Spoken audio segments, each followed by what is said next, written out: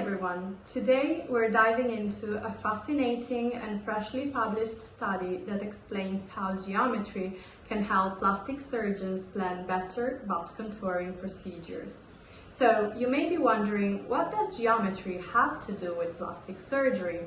Well, procedures like the Brazilian butt lift and liposuction are booming around the world. But here's the problem. There's no universal set of guidelines to measure and compare results. So how do you define an ideal shape? This study tackles exactly that by creating a simple set of rules based on the body's own landmarks. Let's start from the lateral profile.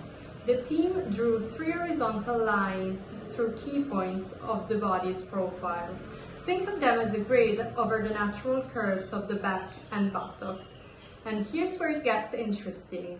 Inside the rectangle that frames the gluteal curve, you can fit a tilted oval angled at about 50 degrees, pointing towards the belly button.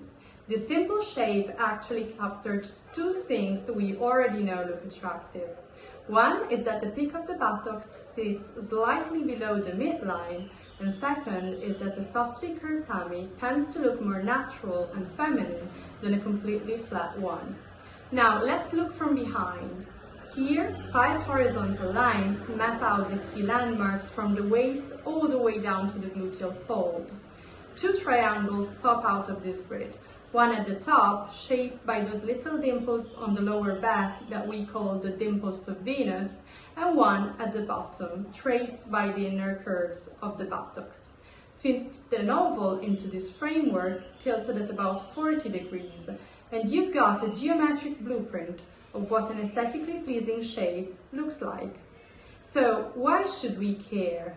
Because having a shared geometric language means surgeons from around the world can plan more precisely and compare outcomes in a consistent way. And here's the exciting part. As AI starts playing a bigger role in surgical planning, these geometric references could become the foundation for smart digital tools that help us design better results before we even step into the OR. Thanks for watching, and if this got you curious, go check out the full article.